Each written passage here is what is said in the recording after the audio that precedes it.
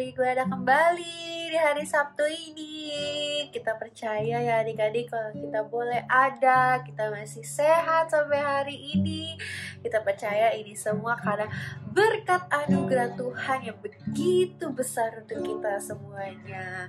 Nah, mari adik-adik, kakak undang adik-adik untuk mempersiapkan hati dan pikiran kita. Kita mau sama-sama memuji, membesarkan nama Tuhan. Mari kita angkat pujian kita mau katakan, ku bersyukur Bapa.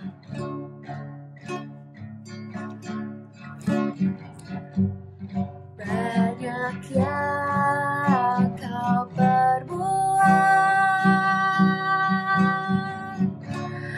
di dalam hidupku, rancangan indahmu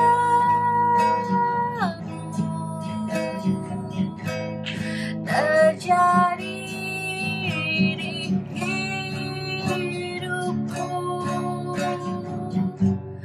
Bapa yang mengerti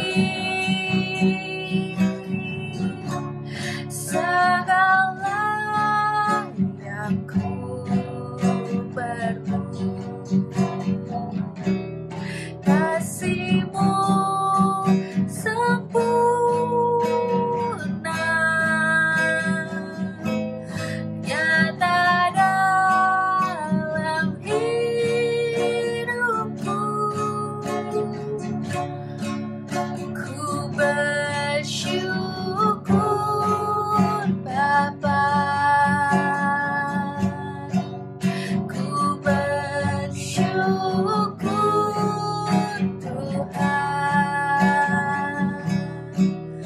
buat kasih setiamu di dalam hidupku. Ku bersyukur, haleluya. Ku bersyukur Bapa, ku bersyukur Tuhan buat kasih setiamu di dalam hidupku. Ku bersyukur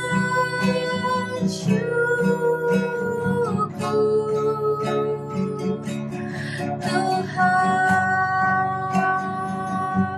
Mari kita mau katakan, ku bersyukur Bapa. Banyak yang kau perbuat di dalam hidupku,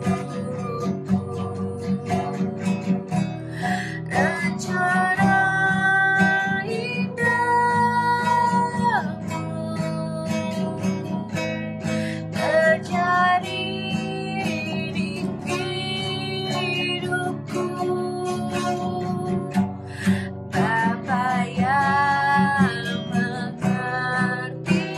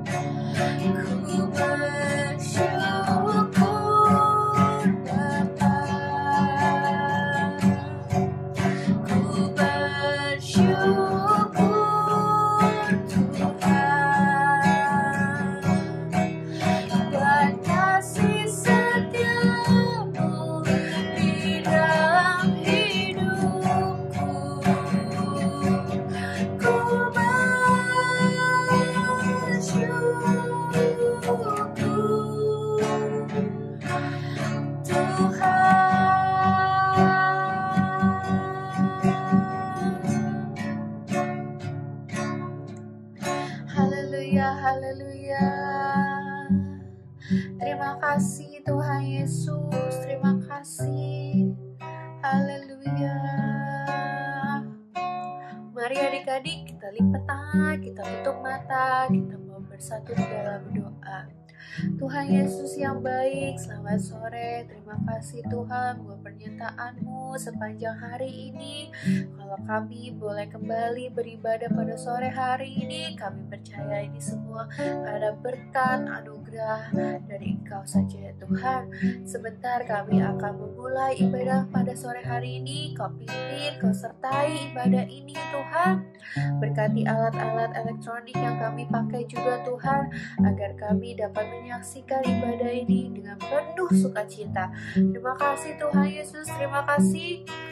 Kami siap untuk memulai ibadah ini. Hanya di dalam nama-Mu kami berdoa. Haleluya, haleluya, amin. Haleluya, puji Tuhan. Siapa yang di sini merasa bersukacita boleh angkat tangan yuk. Wah, kakak angkat tinggi-tinggi nih. Karena kakak hari ini sangat-sangat bersukacita. Yeay. Nah, mari adik-adik kita mau angkat lagu pujian kita. Kita mau katakan hari ini kita bersukaria.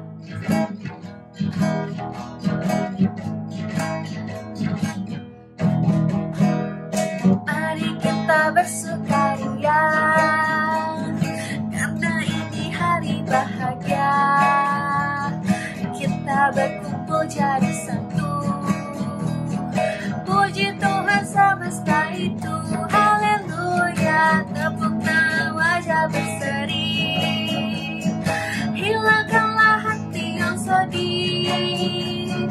Bukankah Yesus berkata damai yang Dia berikan kita. Mari kita bersukaria. Mari kita bersukaria, karena ini hari bahagia. Kita berkumpul jadi satu. Puji Tuhan semesta itu. Haleluya, tepuklah wajah berseri. Hilangkanlah hati yang sedih. Bukankah Yesus berkata damai yang Dia berikan kita. Mari kita bersukaria. Sekali lagi adik-adik, mari kita bersukaria, karena ini hari bahagia. Kita berkumpul jadi satu. Puji Tuhan semesta itu. Haleluya, tepukkanlah wajah berseri. Hilangkanlah hati yang sedih. Bukankah Yesus berkata damai yang Dia berikan kita. Mari kita bersukaria. Mari kita bersukaria. Mari kita bersukaria. Mari kita angkat pujian. Kita mau katakan hati yang gembira adalah obat. Hati yang gembira adalah obat, seperti obat hati yang senang. Tapi semangat dapat keringkan tulang.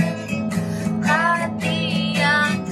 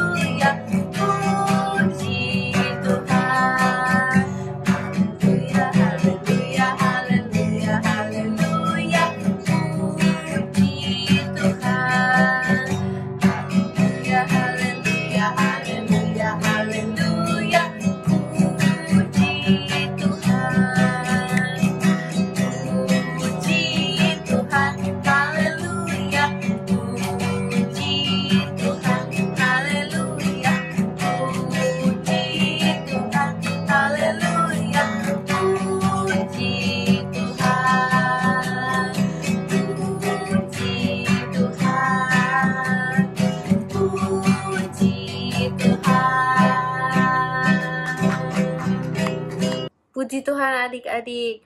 Kalau tadi kita sudah memuji, membesarkan nama Tuhan, karena hari ini kita bersukaria banget ya adik-adik. Nah, kini tiba saatnya kita mau mendengarkan sebagian dari firman Tuhan. Mari kita persiapkan hati dan pikiran kita. Sebelum itu, kita mau naikkan pujian kita. Kita mau katakan seperti rusa rindu.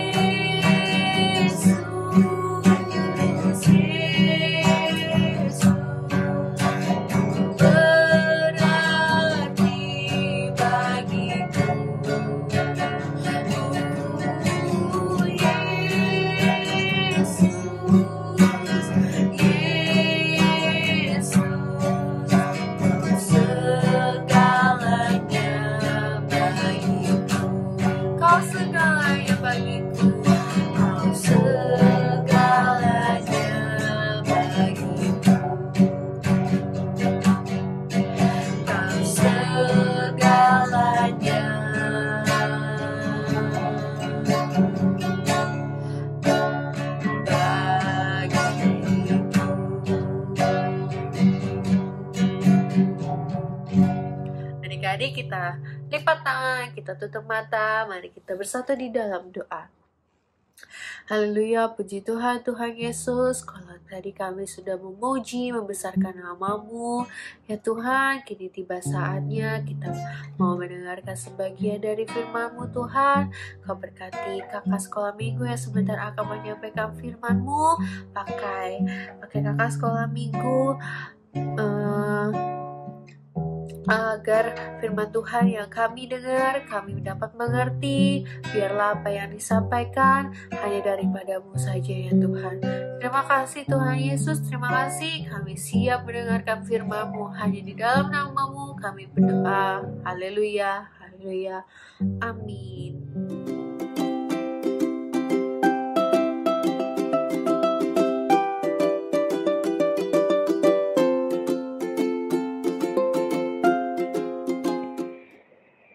Halo adik-adik, selamat sore. Selamat kita berjumpa di dalam kebaktian sekolah minggu pada sore hari ini. Kak Esther harap kalian dalam keadaan yang sehat. Haleluya, haleluya. Tadi kita sudah memuji, memuliakan nama Tuhan. Sebentar kita mau mendengarkan firman Tuhan.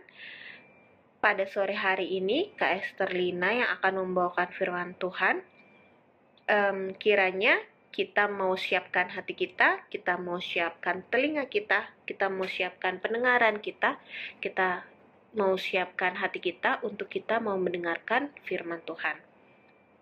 Pada sore hari ini, Kak Esther mau bercerita seorang tokoh besar yang dicatat di dalam Alkitab, yaitu yang bernama Saulus. Adik-adik pernah dengar seorang tokoh besar yang dicatat di dalam Alkitab yang bernama Saulus?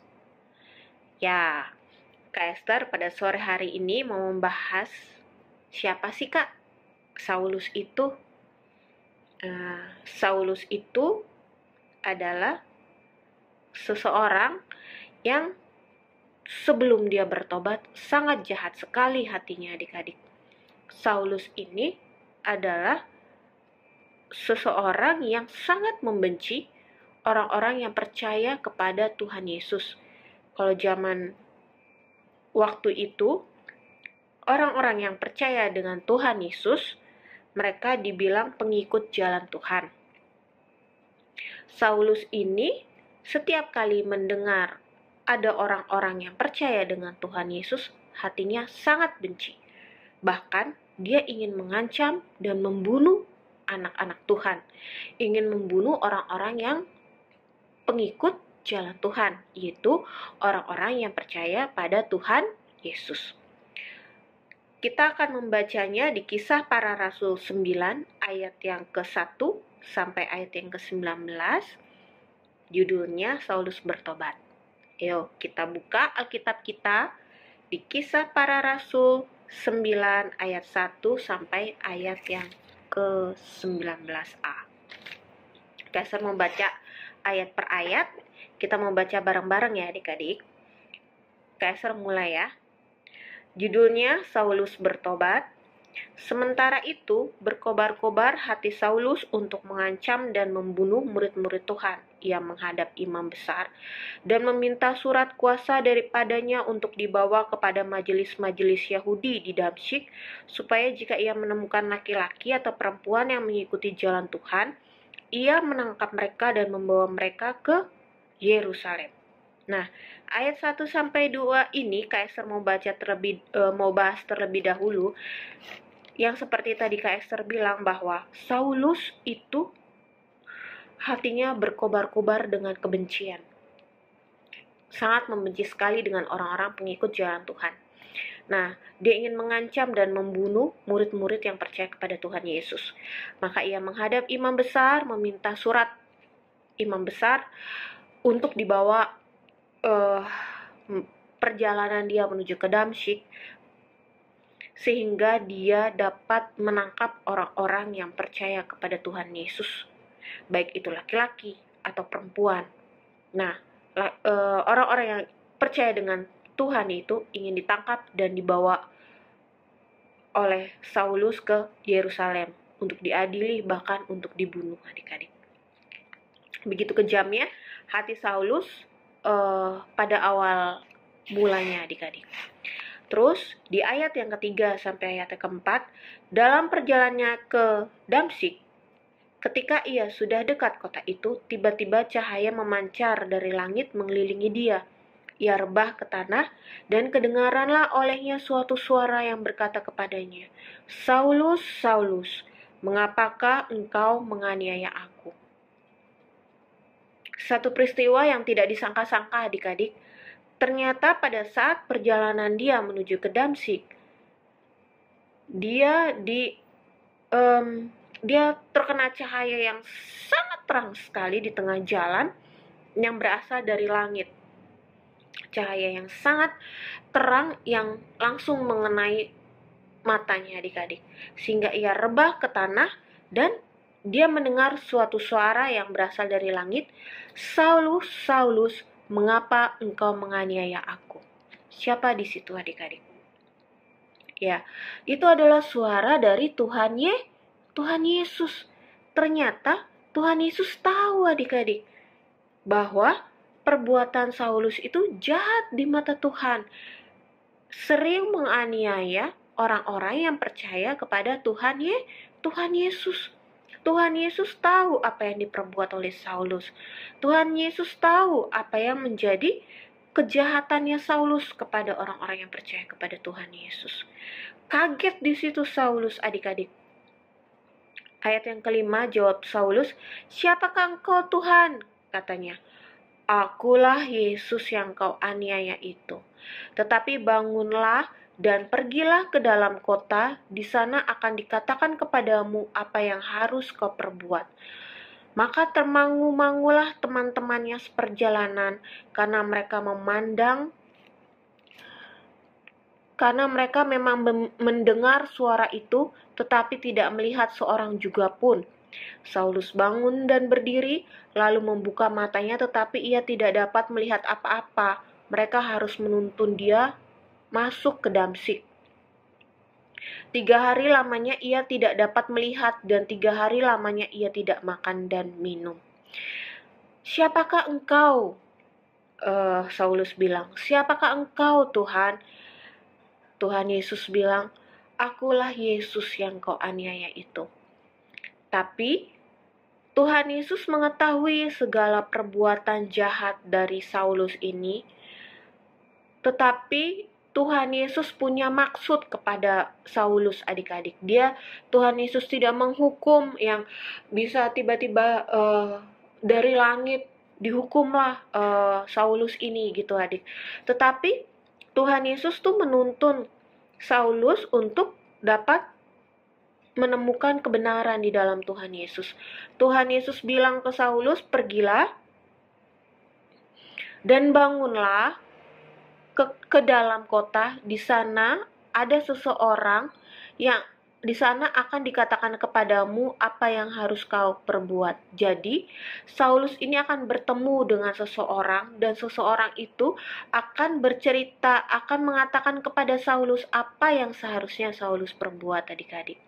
Di sini diperlihatkan bagaimana Tuhan Yesus menginginkan Saulus untuk bertobat, bahkan menjadi alatnya Tuhan, adik-adik. Nah, Tuhan Yesus mengutus kepada seseorang ini untuk dapat menuntun Saulus kepada kebenaran. Di ayat yang ke-10 dikatakan, di Damsyik ada seorang murid Tuhan bernama Ananias. Nih adik-adik, di kota Damsyik ada seorang yang percaya dengan Tuhan Yesus bernama Ananias. Firman Tuhan juga datang kepada Ananias itu, adik-adik. Selain Tuhan Yesus datang kepada Saulus, Tuhan Yesus pun datang kepada seorang murid yang bernama Ananias dalam suatu penglihatan. Ananias, kata Tuhan Yesus, ini aku, Tuhan. Firman-Nya, mari pergilah ke jalan yang bernama Jalan Lurus, dan carilah di rumah Yudas seorang dari Tarsus yang bernama Saulus. Ia sekarang berdoa, dan dalam suatu penglihatan ia melihat bahwa seorang yang bernama Ananias masuk ke dalam dan menumpangkan tangannya ke atasnya supaya ia dapat melihat lagi. Jawab Ananias, Tuhan, dari banyak orang telah kudengar tentang orang itu, betapa banyaknya kejahatan yang dilakukannya terhadap orang-orang kudus-Mu di Yerusalem. Nah, adik-adik, kalau Kak Esther boleh stop di sini dulu, Kak Esther mau bercerita. Jadi di kota Damsyik ini, adik-adik, selain Tuhan Yesus menampakkan diri kepada Saulus, untuk Saulus masuk ke dalam kota dan bertemu seseorang, Tuhan Yesus pun memberikan penglihatan kepada seorang murid yang bernama Ananias. Ananias ini disuruh pergi ke jalan lurus, dan dia akan bertemu yang bernama dengan Saulus. Tuhan Yesus pun menuntun Ananias untuk dapat bertemu dengan Saulus, adik-adik. Nah, Saulus ini ternyata seseorang yang sudah sangat dikenal, terutama kalangan murid-murid Tuhan. Saulus ini sangat dikenal sebagai pembunuh, adik-adik, pengancam. Kalau Saulus ini bertemu dengan murid-murid Tuhan Yesus, Saulus ini akan mengancam, bahkan akan membunuh murid-murid Tuhan Yesus. Jadi sudah terkenal Saulus ini akan kejahatannya. Tetapi Tuhan Yesus bilang kepada Ananias, kau harus menumpangkan tangan ke atasnya supaya ia dapat melihat lagi, kata Tuhan Yesus. Jadi pada saat Saulus terkena cahaya yang sangat terang itu matanya tidak bisa melihat lagi adik-adik. Nah, yang menjadi alat Tuhan untuk dapat membuka mata Saulus kembali adalah Ananias ini adik-adik. Nah, kita lanjutkan lagi.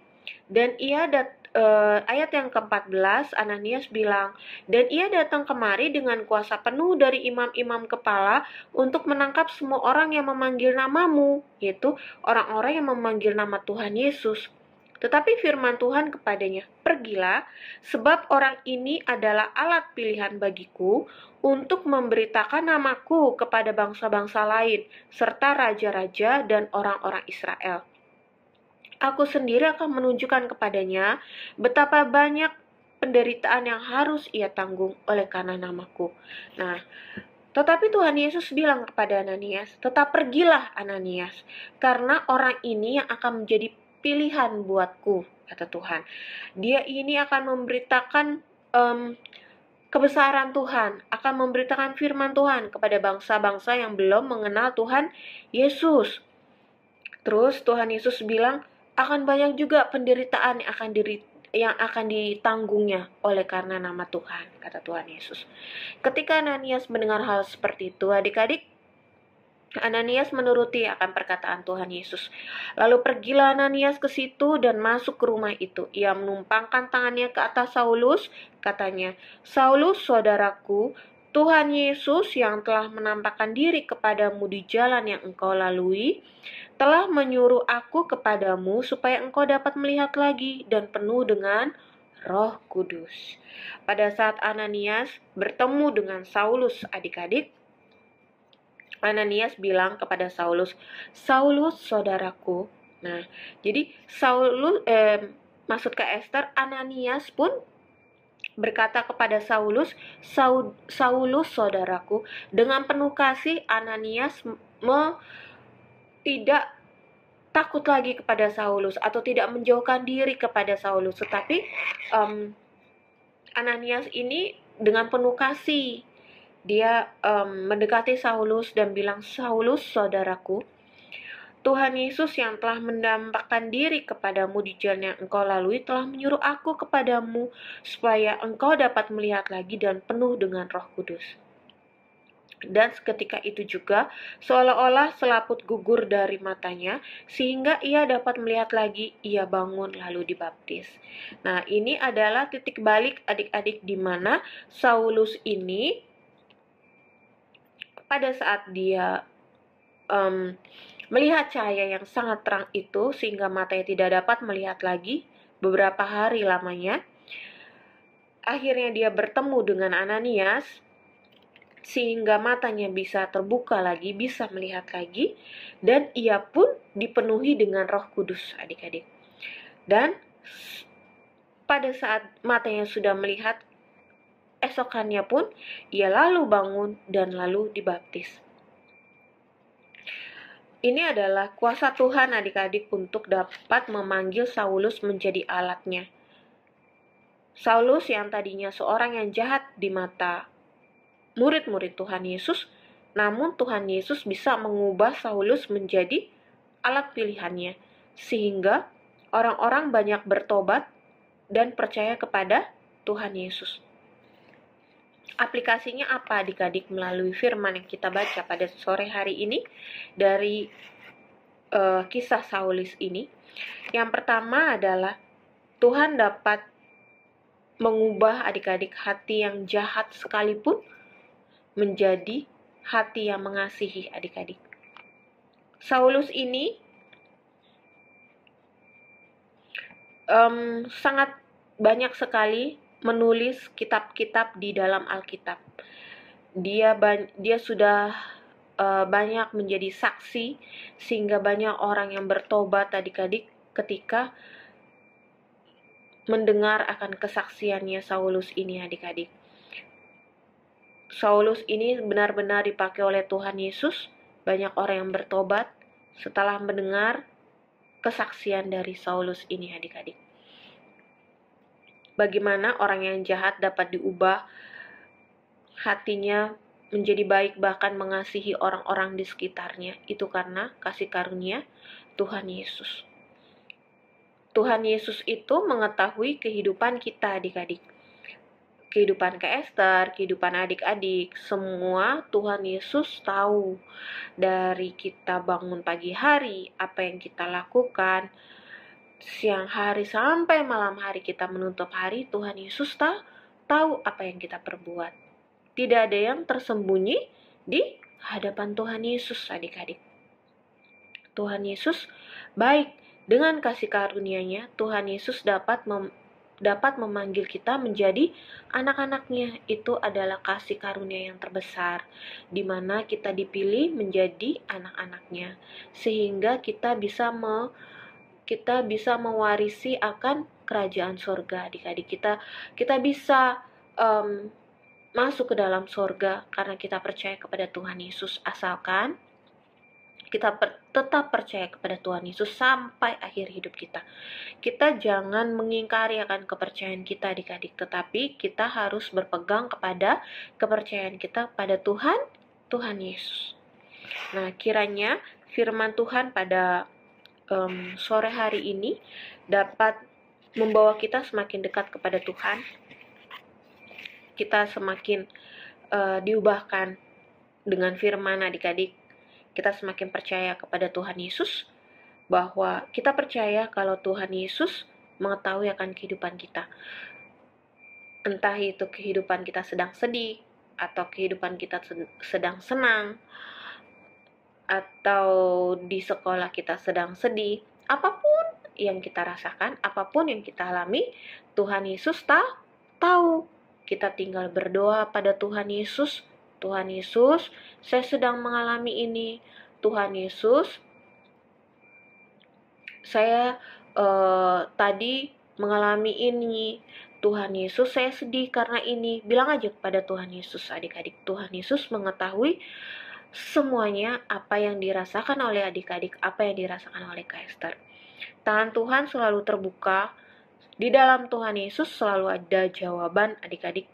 Kalau kita benar-benar percaya bahwa Tuhan Yesus selalu menjawab doa-doa kita. Firman Tuhan pada sore hari ini adalah seperti itu. Bagaimana Tuhan mengetahui akan kehidupan kita. Ayat hafalan pada sore hari ini, adik-adik, terambil di dalam Efesus 2 ayat yang ke-8. Kita baca sama-sama ya. Yuk kita buka kitab kita di Efesus 2 ayat yang ke-8.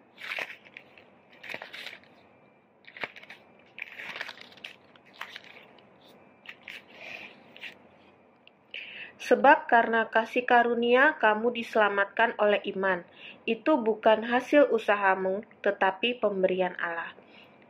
Dibahas di sini, adik-adik, bahwa kita diselamatkan semua adalah karena pemberian Allah.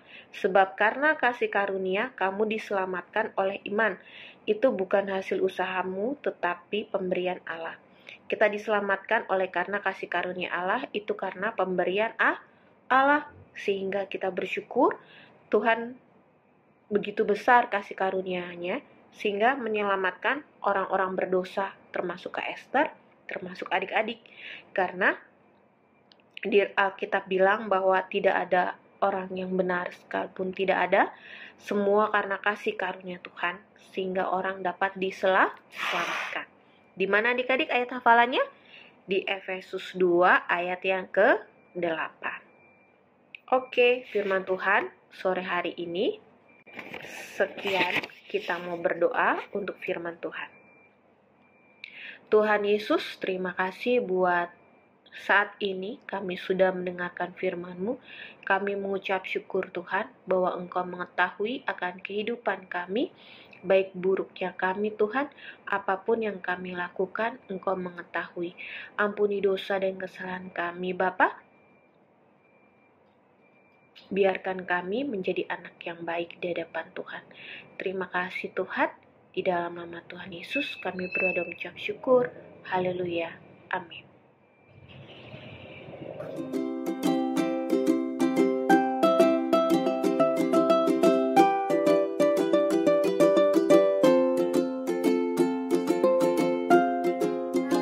puji Tuhan. Siapa yang sudah merasa diberkati oleh kebenaran firman Tuhan? Yeay.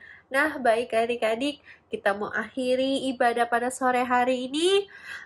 Pengumuman sedikit adik-adik, besok jangan lupa hari Minggu tetap ada ibadah jam 8 pagi. Lalu yang paling terpenting adik-adik, tanggal 10 Desember kita akan merayakan Natal sekolah minggu kita.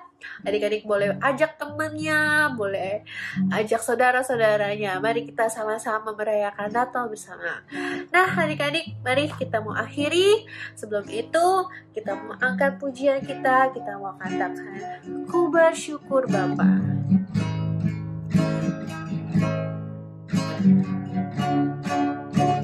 Syukur padamu Tuhan, berkasih setiamu di dalam hidupku, anugerahmu besar bagiku, di setiap langkahku ku memujimu,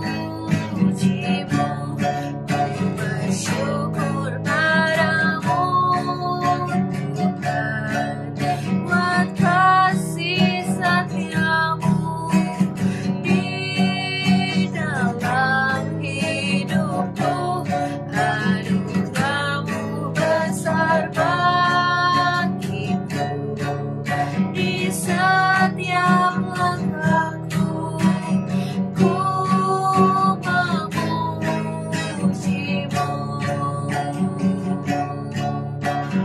ku memujimu, ku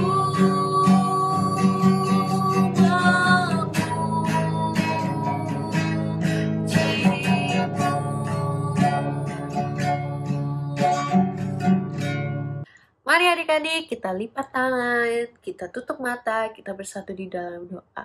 Tuhan Yesus yang baik, terima kasih buat pernyataan-Mu dalam ibadah sore hari ini. Kami sudah memuji, membesarkan nama-Mu, kami juga sudah mendengarkan firman-Mu. Tuhan, Kau berkati kakak-kakak sekolah minggu, Kau berkati adik-adik sekolah minggu beserta keluarganya. Terima kasih Tuhan, pertemukan lagi kami kembali dalam ibadah Sabtu sore minggu depan. Sebentar kami mau kembali dalam aktivitas kami, kiranya Kau tetap pimpin kami sepanjang hari ini. Terima kasih Tuhan Yesus, hanya di dalam nama-Mu kami berdoa dan mengucap syukur. Haleluya, haleluya, amin. Sampai ketemu adik-adik, bye-bye.